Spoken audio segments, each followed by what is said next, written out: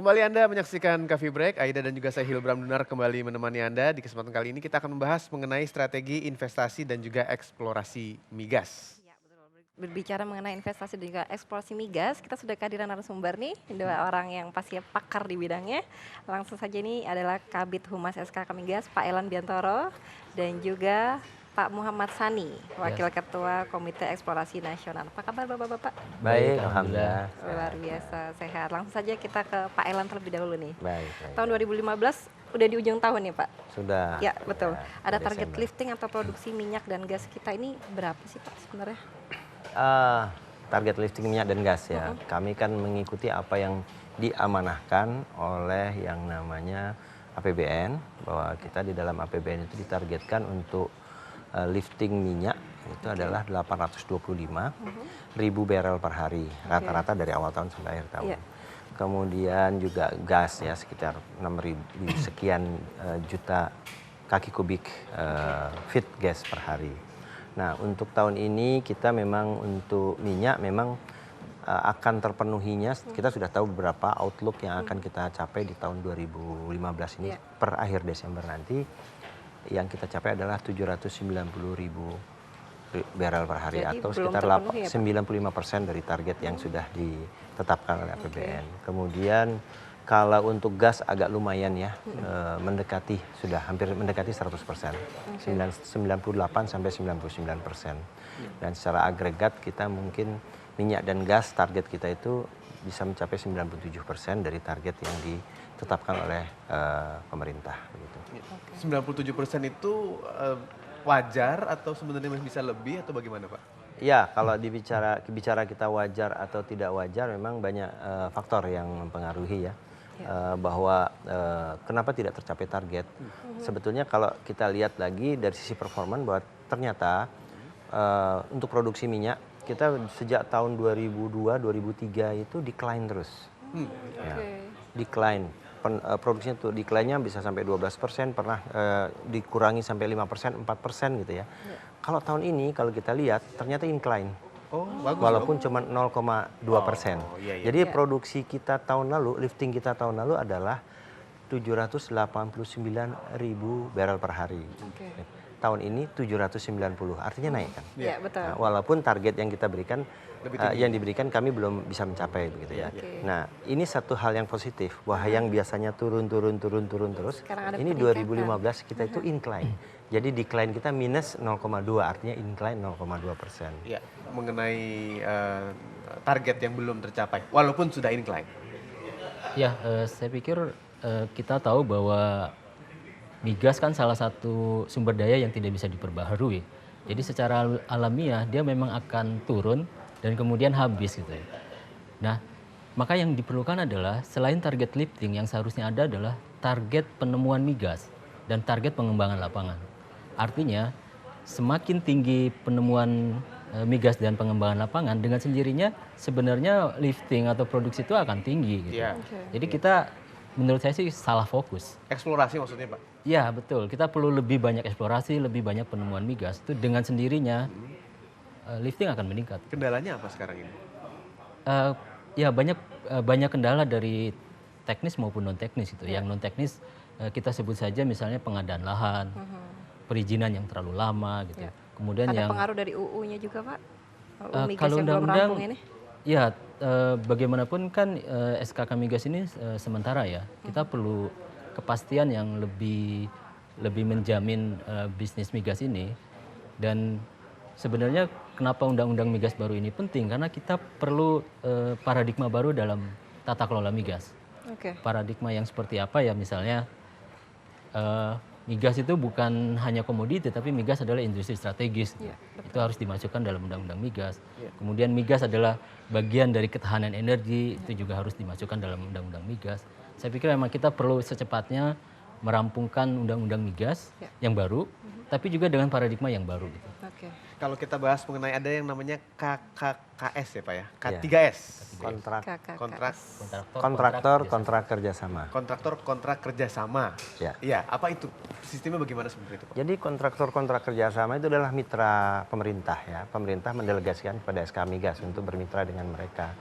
Bahwa kegiatan industri migas itu adalah high risk, high cost, ya, dan high tech ya. 3 aspek ini, terutama high cost dan high risk-nya yang paling kita tidak sanggup saat ini, bukan tidak sanggup ya, belum memungkinkan kegiatan industri migas ini dikelola langsung oleh negara sendiri. Ya, artinya bahwa kedaulatan atas mineral right, mining right itu tetap dipegang oleh negara melalui SKK Migas ya. Tapi kami mengundang investor yang mereka mau mengeluarkan uangnya dengan uang mereka, melakukan investasi, melakukan pengeboran, survei dan lain sebagainya, gitu ya. Kemudian pengeboran itu sendiri belum tentu berhasil kan? Ya kalau sudah gagal nanti ternyata gagal itu dari risiko mereka. Negara tidak akan mengembalikan yang sudah mereka keluarkan untuk kegagalan. Tapi kalau berhasil, di mana berhasil itu nanti akan komersial dan ekonomis, nah baru kita akan mengganti itu semua, keuntungannya baru kita bagi 2. Negara akan mendapatkan 85% untuk minyak, 70% untuk gas. Si kontraktor dapat 15% untuk minyak, 30% untuk gas. Nah pola ini yang kita pakai yang kita sebut sebagai namanya kontrak kerjasama atau production sharing contract.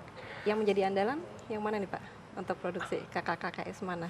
Nah, saat ini ada 318 K3S di Indonesia, ada 86 yang sudah berproduksi, sudah masuk ke fase eksploitasi atau berproduksi.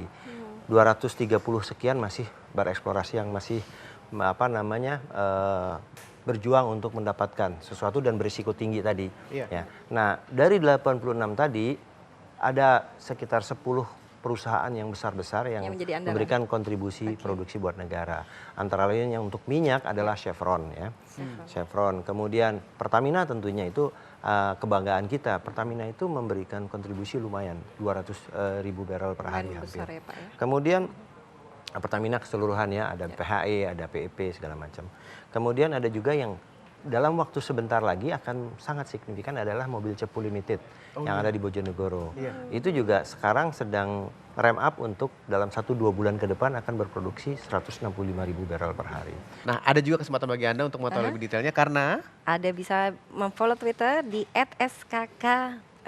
@humas_skk_migas atau websitenya di skkmigas.go.id. ya silakan saja. Kami akan segera kembali, jangan kemana-mana.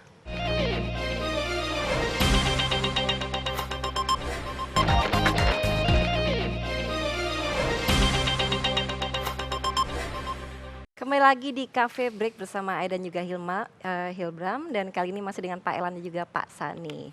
Ya, tadi Pak Elan berbicara mengenai KKKS. Tadi ada 10 andalan ya Pak ya? Ya, kami mempunyai catatan begini, 10 K3S terbesar yang penghasil minyak dan 10 K3S besar penghasil gas. Itu yang ingin kita, karena yang 10 ini memberikan kontribusi 80% produksi nasional gitu. Nah, kalau untuk minyak tadi saya katakan bahwa Chevron ya, Chevron Pacific Indonesia yang ada di Riau itu masih menjadi andalan karena produksinya hampir 280.000 barrel per hari.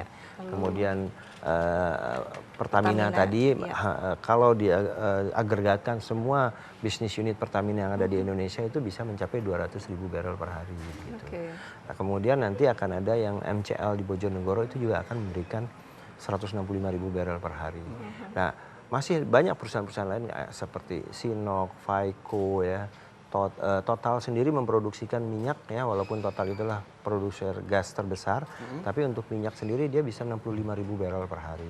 Besar juga, lumayan. Besar. Cukup termasuk yang 10 besar juga total untuk minyak. Kalau kita melihat dari bagaimana banyak perusahaan-perusahaan yang sudah masuk juga, tapi ada juga tingkat resiko yang harus kita perhatikan. Ya, memang eksplorasi itu belum tentu berhasil dengan sekali pengeboran ya.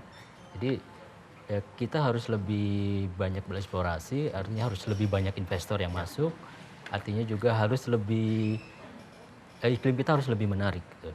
Nah, bagaimana mengundang investor yang biar lebih menarik, kan kita juga tidak hidup sendiri gitu. Kita ini bisnis yang global gitu, jadi kita harus membandingkan bagaimana sebenarnya iklim di Indonesia dengan iklim di negara lain. Gitu.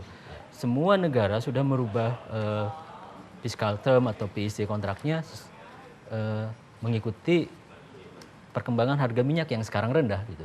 Nah, di kita yang belum, di Indonesia yang sepertinya terlambat mengantisipasi ini sehingga kegiatan eksplorasi kita untuk 2014-2015 ini saya pikir itu jauh berkurang dari yang sebelumnya ya Pak. Kalau komite eksplorasi sendiri ada memberikan kemudahan nggak sih Pak? tugas utama atau misi dari komite adalah menghilangkan hambatan-hambatan atau dalam kata lain memberikan kemudahan. Oke. Nah, kita sedang berkoordinasi dengan banyak sekali KKKS untuk bisa yang pertama mengembangkan lapangan-lapangan yang sudah ada temuan. Gitu. Jadi sudah banyak sekali temuan-temuan yang tidak bisa dikembangkan. Kenapa tidak bisa dikembangkan? Karena PSC kontraknya, termnya itu memang tidak ekonomis bagi kontraktor gitu. Nah, tapi kan secara proyek sebenarnya ini ekonomis. Artinya kalau kita sedikit mengalah saja, pemerintah mengalah masalah fiskal atau memberikan insentif. Ya. Nah, itu tentu juga ini akan ekonomis bagi kontraktor dan itu yang kemudian akan dikerjakan oleh kontraktor. Saya pikir ini yang kita sedang dorong sekarang. Ya selain tentu bagaimana menciptakan iklim yang lebih kondusif bagi eksplorasi atau investasi migas di Indonesia. Ya, yang penting sebetulnya tadi untuk meningkatkan produksi minyak dan gas itu bukan dari existing lapangan untuk kita gali terus-menerus karena ini kan non-renewable ya. Non-renewable suatu saat akan habis. Bagaimana untuk meningkatkan? Kita harus mendapatkan penemuan cadangan, ya. Kita sebut reserve replacement ratio. Cadangan yang kita temukan dalam 1 tahun, kalau bisa itu lebih besar dari yang kita produksikan. Nah, kita akan bertambah terus cadangannya. Itu cadangan berarti belum di selama ini R3 kita sebut ya, reserve replacement ratio kita itu di bawah 100% selalu. Kita 50%-an saja. Nah, sekarang mau kita tingkatkan menjadi 60%. Tahun ini kita naik berhasil 60%. Tapi yang kita kejar adalah supaya mencapai 100%. Kalau cadangannya bertambah, tentunya produksi itu kan setelah beberapa tahun kemudian akan meningkat signifikan. Itu yang kita inginkan. Melalui apa? Mencarikan cadangan baru, paling utama adalah eksplorasi. Ya, eksplorasi itu untuk menambah cadangan baru dari mencari lapangan-lapangan baru. Kalau lapangan-lapangan lama bisa kita cadangan barunya dari proven dari possible dan probable itu dinaikkan jadi proven melalui IOR. Ya. Dan IOR itu lapangan yang kan satu lapangan itu kalau minyaknya di bawah itu ada 100%, untuk primary recovery paling 30% yang bisa diangkat. Nah, kemudian ada secondary recovery, ada IOR. Nah, IOR ini bisa memaksimalkan semua yang bisa diangkat. Nah, itulah selain eksplorasi kita juga harus menerapkan yang namanya enhanced oil recovery. Gitu. Tapi jumlah kandungannya di bumi Indonesia ini sebenarnya masih cukupkah atau ada strategi lain? Cadangan kita pernah ditemukan ya, yang terbukti itu sekitar hampir 27 miliar barrel. Banyak dong. Lumayan. Banyak tapi kalau sekali. dibandingkan dengan Arab Saudi yang 250 miliar barrel, dibandingkan dengan Venezuela yang 300 miliar barrel, kita belum ada apa-apanya. Cuman dari 27 miliar barrel tadi yang sudah kita ketemukan, yang sudah terproduksikan itu 23 lebih miliar barrel. Sekarang tinggal 3,6 miliar barrel yang kita punya. Karena yang lain sudah 100% 100 tahun yang lalu sudah kita produksikan sampai yang hari ini kita produksikan. Nah, namun dari sisi hasil studi, kemudian evaluasi berbagai, kita tuh masih punya lebih dari 40 miliar barrel lagi yang harus dibuktikan melalui eksplorasi. Itulah tadi yang disampaikan oleh Pak Sani. Yang harus kita lakukan sekarang adalah bagaimana kita melakukan agresivitas kegiatan eksplorasi di Indonesia. Tapi tidak mungkin pakai uang negara. Kita harus menggunakan uang investor. Nah, investor kalau mau supaya apa? Carilah iklim investasi yang menarik buat investor. Dari aspek non teknis, regulasi, dan fiskal term tadi yang disampaikan oleh Pak Sani. Kalau pembagian wilayah kerja seperti apa Pak Sani? Kita harus mengevaluasi juga pembagian atau pembukaan wilayah kerja ya. Ini harus lebih selektif dalam artian operator-operator ini harus benar-benar yang mampu, yang profesional. Gitu. Nah, kalau Pak Elan tadi bilang lebih dari 300 KKKS kita, tapi pertanyaannya berapa sih yang aktif? Nah, ini yang harus kita pertanyakan itu. Artinya kalau kualitas dari operator itu baik, sebenarnya penemuan akan lebih banyak. Itu yang pertama. Yang kedua sebenarnya ada masalah kita di keterbukaan data. Nah, data-data di Indonesia ini, data-data migas ini masih masih sulit untuk diakses oleh banyak investor gitu. Nah, bagaimana ini menjadi terbuka sehingga memudahkan para investor mengevaluasi kondisi bawah permukaan atau kondisi geologi kita sehingga mereka tertarik gitu. Mereka tertarik untuk berinvestasi di Indonesia. Ini juga yang sedang kita dorong supaya ada keterbukaan data. Kita punya banyak sekali riset-riset di lembaga-lembaga pemerintahan, Pak, di Lemigas, di Badan Geologi dan lain-lain. kemudian Dirjen Migas sendiri punya banyak sekali studi, tapi data-data ini tidak terkumpul dan tidak bisa diakses oleh para investor gitu. Padahal kalau data-data ini bisa diakses, itu akan memudahkan investor untuk menilai apakah secara geologi, secara teknis ini masih menarik atau tidak gitu. Dan saya yakin sekali kita sudah mengidentifikasi, Pak Elan bilang ada 40 miliar lebih, di catatan kita ada 100 miliar lebih potensi minyak kita ya, 100 miliar setara barrel oil atau. Iya, baik, tahan dulu Pak Sani. Ya. Tadi Pak Sani sempat mengatakan bahwa ada perlu keterbukaan ya untuk bisa dapat detail lebih jelas lagi. Betul. Nah, ada juga kesempatan bagi Anda untuk mengetahui lebih detailnya karena Ada bisa memfollow Twitter di @humas_skk_migas atau websitenya di skkmigas.go.id. ya silakan saja. Kami akan segera kembali, jangan kemana-mana.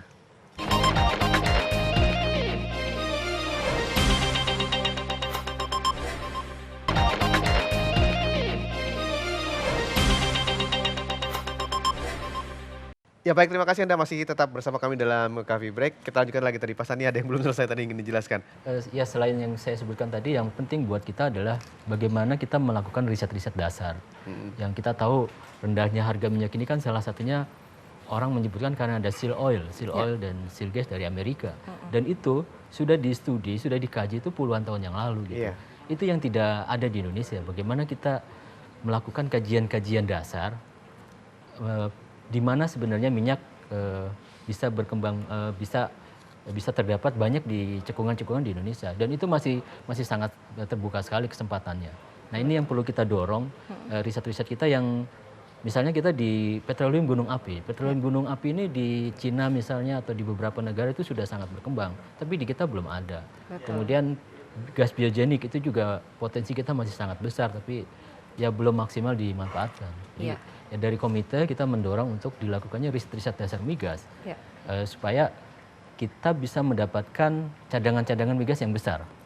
Itu challenge kita di situ ya. Untuk dananya sendiri sebesar apa nih Pak Sani untuk sebuah eksplorasi? Ya tentu ini memang padat modal ya. Padat modal, saya kasih gambaran aja. Untuk di darat saja, untuk masa eksplorasi 3 tahun kita studi, kemudian seismik dan drilling, itu bisa mencapai $25 juta. Nah, saya pernah juga bekerja di Papua di darat, itu dalam 3 tahun kita menghabiskan lebih dari $100 juta. Nah, kalau di laut itu lebih mahal lagi gitu. Satu sumur aja rata-rata kalau kita lihat statistiknya itu mencapai $80 juta satu sumur gitu. Jadi untuk masa eksplorasi, saya pikir kalau di laut tuh 100 sampai 300 juta dolar ya Pak. Nah di samping tadi ya, bahwa tadi disampaikan oleh Pak Sani, kita butuh riset-riset dasar. Riset-riset dasar itu untuk membuka peluang.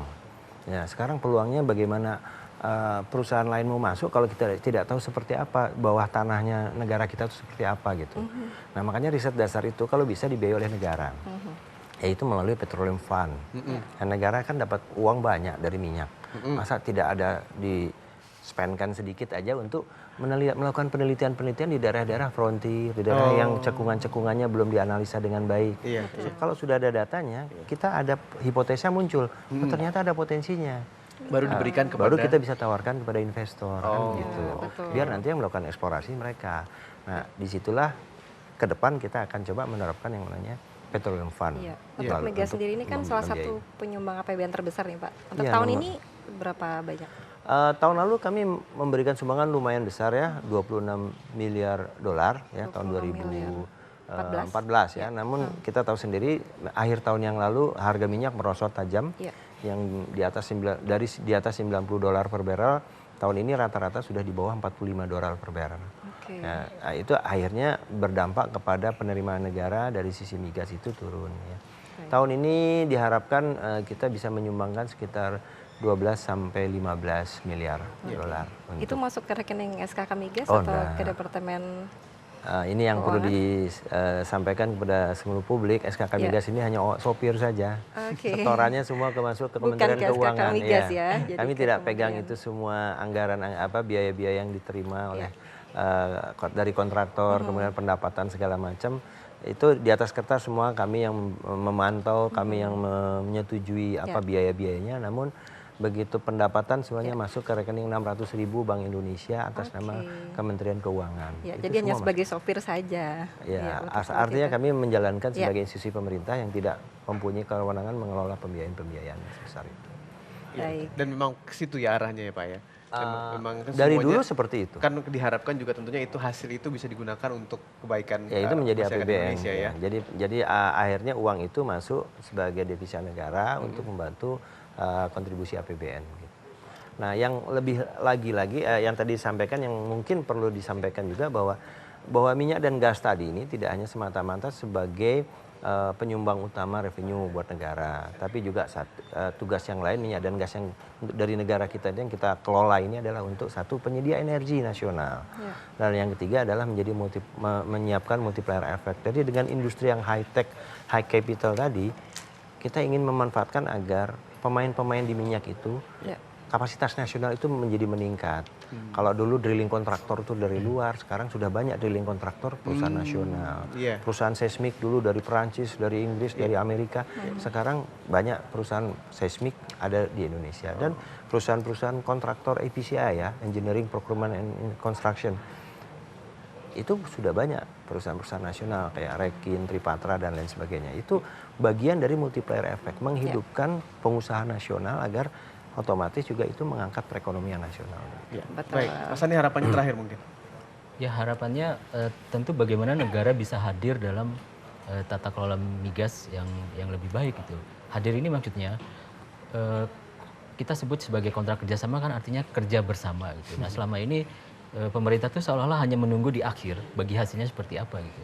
Nah ini yang kita dorong bagaimana pemerintah bisa aktif melakukan riset, aktif membantu kontraktor untuk mendapatkan lahan, aktif juga dalam perizinan ya kalau sama-sama pemerintah ngapain harus izin lah, cukup dengan penetapan atau dipermudah izinnya. Kemudian juga seperti yang disebutkan tadi ada Petroleum Fund, apapun namanya itu yang penting adalah ada dana dari hasil minyak ini untuk juga ke industri migas lagi gitu. Ya untuk riset, untuk eksplorasi dan lain-lain itu yang disebut Petroleum Fund. Itu yang kita harapkan di tahun depan atau di undang-undang migas yang baru ini bisa masuk dalam itu. Baik, terima kasih Mas Ani. Pak Elan juga terima kasih. Terima kasih, Yang Pak bicara Elan. singkatnya di lain kesempatan kita lebih detail lagi nih Pak.